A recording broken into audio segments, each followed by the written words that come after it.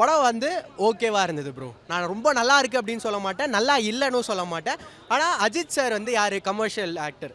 Vijay sir யார்? Commercial actor. So இந்த மாதிரி கமர்ஷியல் ஸ்டாருக்காக நம்ம வரோம் அப்படின்னா அந்த மாஸான டைலாகு, கிளாஸான அந்த ஸ்டைலு இதுக்காக தான் வரும். அது படத்தில் இருந்துதான்னு கேட்டால் மகிழ் சார் டேரக்டர் முன்னாடியே சொல்லிட்டார், அந்த மாதிரியான விஷயத்தை வந்து நான் படத்தில் வைக்கல அப்படின்னு, சட்டிலாக போகும் அப்படின்னு.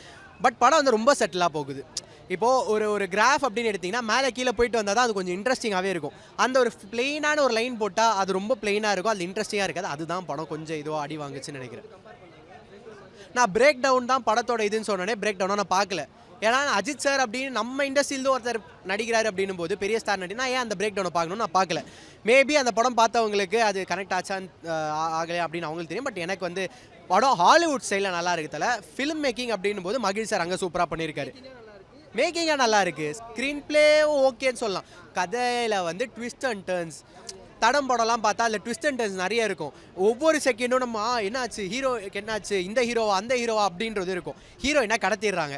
ஹீரோயினை கடத்தினா நமக்கு ஒவ்வொரு செகண்ட் என்ன எப்படி இருக்கணும், ஏன் கடத்துனாங்க, எப்படி கடத்துனாங்க, என்னவா இருக்கும் அப்படின்னு இவங்களாம் வராங்க, நடுவில் ஒரு கதையை கொடுக்குறாங்க. இப்படி தான் ஹீரோயினை வந்து நாங்கள் கடத்தணுன்றாங்க, இதுக்காக தான் கடத்தணுன்றாங்க. அதுக்கப்புறம் அப்படியே ரொம்ப சட்டிலாக போகுது. ஒவ்வொரு செகண்ட்லையுமே அந்த ஒரு பிட்டாக வந்து பார்க்கும்போது நம்ம எங்கேயாச்சும் வந்து என்னடா அது அப்படின்னு நமக்கு ஒரு ட்ரிகர் உள்ளுக்குள்ள ஆகணும். அது ஆகலை. மங்காத்தா வந்து கம்பேர் பண்ணுற அளவுக்கு இல்லை தலை. ஏன்னா மங்காத்தால வந்து தலை அஜித் இந்த சைடு இருக்கும்போது இந்த சைடில் வந்து பார்த்தீங்க அப்படின்னா அர்ஜுன் சார் இருப்பார். ஈவன் தான் அவங்க 2 பேர் ஒரு பார்ட்னர்ஸாக காமிச்சாலுமே அவங்க 2 பேர் பேசுகிற டைலாக்ஸ், மீட் பண்ணுறது, ஒருத்தர் பார்க்கும்போது அவங்க ஒரு எலிவேஷன் இருக்கும், ஒரு மாசான ஒரு ஒரு ஒரு ஒரு ஃபீல் இருக்கும். அந்த மாசான சீனில் கூஸ்பம் சீன் இல்லை படத்தில்.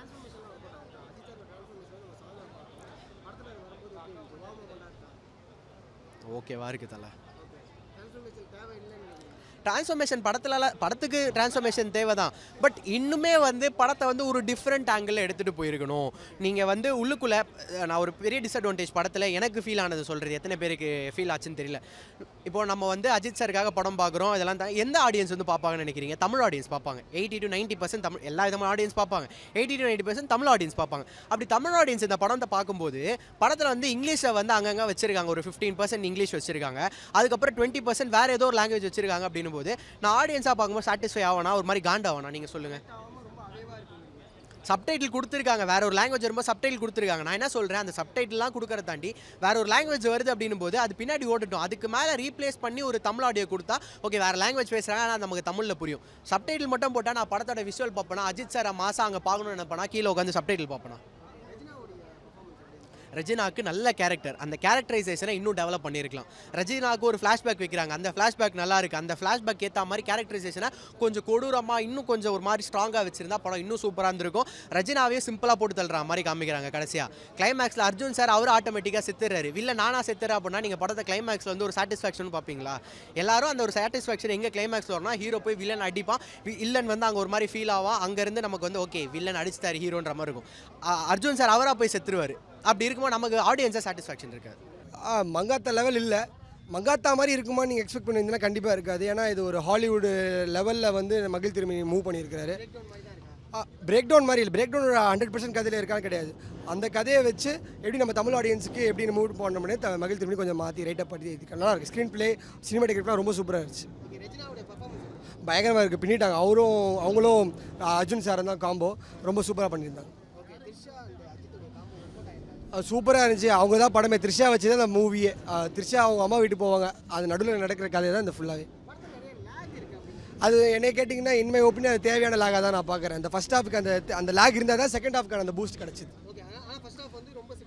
சிட் டவுனாக தான் இருந்துச்சு. ஐ மீன் ரொம்ப சீரியஸாக பார்க்க வேண்டியதாக இருந்துச்சு.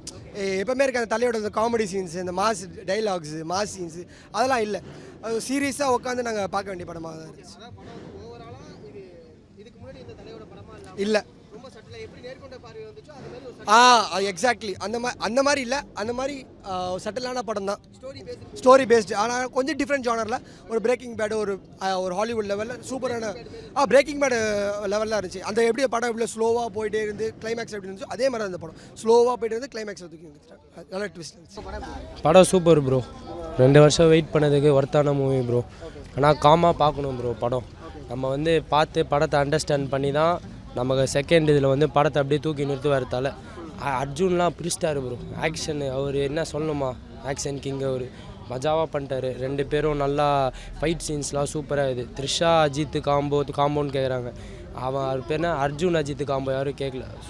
சூப்பராக பண்ணியிருக்கிறாரு. ஆர்னவ் மேலே தான் நிறைய ஏட்டடு. பாவம் ஒரு வாரம் படத்துக்கு வந்திருந்தார். அவர் ஃபஸ்ட்டே தலைமையில கை வச்சிருவார் படத்தில்.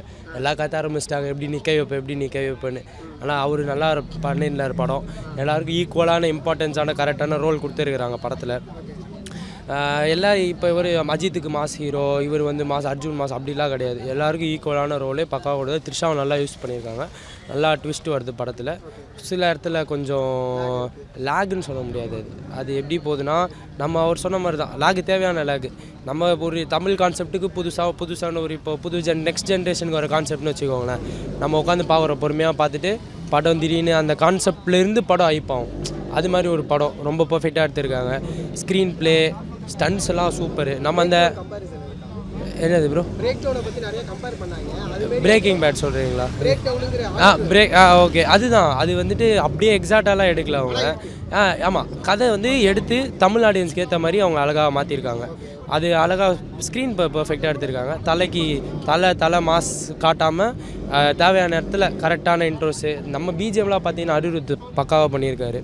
அவர் எப்படி சொல்கிறது, நம்ம வந்து படத்துக்காக பிஜிஎம் கிடையாது, தலைக்கான மட்டும் தான் பிஜிஎம். எல்லா பிஜிஎம் முடிகிறப்பே அஜித்தை படம் பாருங்கள், என்ஜாய் பண்ணுவீங்க, ஃபேமிலியாக பார்க்கலாம். ஒரு நல்ல ஒரு ரிலேஷன்ஷிப்பை காப்பாற்றி, இப்போ சில இந்த family husband and wife divorce வாங்கணுன்ற ஸ்டேட்டில் இந்த விடாமுயற்சின்ற வேர்டே அந்த அவங்களுக்குள்ள அந்த பிரிவு வரப்போ அந்த விடாமுயற்சின்ற ஒரு கான்செப்ட் யூஸ் பண்ணி லவ், ஆமாம், அவங்களோட மேரேஜ் லைஃப், அவங்க பிரிவு போகிற நிலைமையில தான் அந்த படமே, அந்த ரோட் ட்ராவலில் தான் ஒரு படமே. நல்லா பண்ணியிருக்காங்க படம், கண்டிப்பாக பார்க்கலாம். குட் பேட் அக்லிக்கு இன்னும் வெயிட்டிங். சூப்பராக பண்ணியிருக்கிறேன். படம் நல்லா தான் இருந்துச்சு. ஃபாஸ்ட் மூவிங்காக இருந்துச்சு ப்ரோ. கன்ஃபார்ம் பிளாக் பஸ்டர் தான், எனக்கு தெரிஞ்சு கன்ஃபார்ம் பிளாக் பஸ்டர் தான். அப்படி தான் கிடையாது, நல்லா ஓடும் கன்ஃபார்மாக. செமையாக ஒர்க் அவுட் ஆகிருக்கு. ஃபஸ்ட்டு அவ்வளோ இது இல்லைனாலும் கடைசியில் செமையாக போச்சு. அந்த காம்போ சும்மா செமையாக இருந்துச்சு ப்ரோ. ஆனால் இப்போ அதில் ஃப்ரெண்டாக இருந்தாங்க, இதில் வில்லனாக இருக்காங்க. லாகுன்னெலாம் சொல்ல முடியாது, கொஞ்சம் ஃபாஸ்ட் மூவிங்காக தான் இருந்துச்சு. Compared to most of the Tamil மூவிஸ்க்கு இது கொஞ்சம் நல்லாவே இருந்துச்சு. ஹாலிவுட் ரேஞ்சில் எடுத்திருக்காங்க. படம் 2 வருஷத்துக்கு அப்புறம் தலையை பார்த்தோம். எல்லோரும் ஒரு அவங்கவுங்க காலேஜ் பீரியடில் ஒருத்தவங்க ரசிகர்கள் பிடிக்கும். எனக்கும் தலையை ரசிப்போம், அதை ரசிகராக இருந்து ரசிப்பேன். இப்போ வந்து நான் ரசிகரையும் ரசிக்கிறேன். ஏன்னா நீங்கள் பழைய அஜித்தா படம் பார்க்கும்போது, தீனா இதெல்லாம் பார்க்கும்போது வேறு லெவலில் வந்திருக்கும். அப்போ ரசிகர்லாம் பார்த்திங்கன்னா ரொம்ப ஆர்வமாக இருக்கும். இப்போ வந்து கொஞ்சம் சைலண்ட்டாக பார்க்குற மாதிரி தான் இருந்தது. ஏன்னா கொஞ்சம் சைலண்ட்டாக தான் போணுது. ஏன்னா அவருக்கு என்னென்னா ஒரு ட்விஸ்ட்டு வச்சுருக்காங்க. அவர் அந்த விடாமுயற்சின்றதுக்காக அவர் எப்படி போராடி ஒரு இதை கொண்டு வராருன்றத ஒரு அந்த கதைக்கு தகுந்த மாதிரி நவுத்தி காட்டியிருக்காங்க. அஜித் காம்போ வந்து நம்ம மங்காத்தாவிலே பார்த்துருக்கோம். மங்காத்தாவில் வேறு, அந்த ஸ்டோரிக்கு தகுந்த மாதிரி வேறு, இந்த ஸ்டோரியில் வேறு விதமாக புது விதமாக காட்டியிருக்கோம். நல்லா இருந்துச்சு, நல்லா ஓரளவுக்கு ஜி. காப்பி பண்ணால் கூட ஒரு இதை வந்து சிறப்பாக கொண்டு வரணும்னா அதை நம்ம வரவேற்கணும் தான்.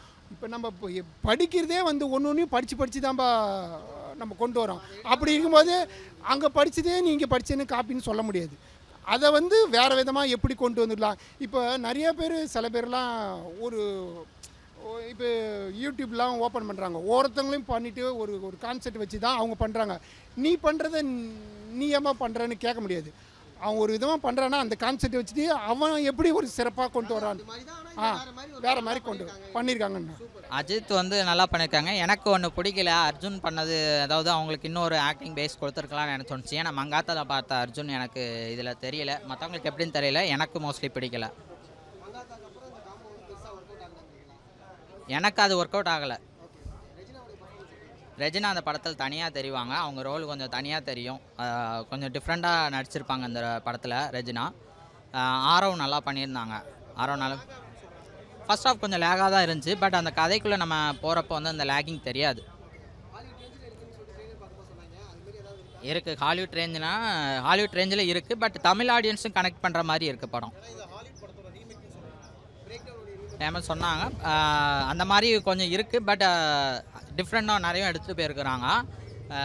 தமிழ் ஆடியன்ஸ் கனெக்ட் ஆகுது. ஹாலிவுட் படம் மாதிரி அந்த ரேஞ்சில் கொண்டு போனாலும் தமிழ் ஆடியன்ஸ் கனெக்ட் ஆகுது. எனக்கு இருந்தது இந்த படத்தில் வந்து மற்ற அஜித் சார் பார்க்குறப்ப இந்த படத்தில் வந்து அஜித் சாரை வந்து நான் டிஃப்ரெண்ட்டாக நான் பார்த்தேன். ஏன்னா ஃபஸ்ட் ஹாஃபில் ஒரு அஜித் சார் காட்டுவாங்க, செகண்ட் ஹாஃபில் ஒரு அஜித் சார் காட்டுவாங்க. ஒர்க் அவுட் ஆகிருக்கு, நல்லாவே ஒர்க் அவுட் ஆகிருக்கு. ஒரே தான் அஜித்தே கடவுளை இருந்தது அந்த ஸ்வாகு சவுண்டு வந்து நல்லா இருந்துச்சு. எனக்கு பிடிச்சிருந்து ஒர்க் அவுட் ஆகிருந்துச்சு. ஏன்னா இதுக்கு முன்னாடி இருந்த படத்தோட இந்த படத்தில் வந்து நல்லாவே ஒர்க் அவுட் ஆகிருக்கு. எனக்கு பிடிச்சிருக்கு அஜித் அண்ட் சிரிஷா காம்போ.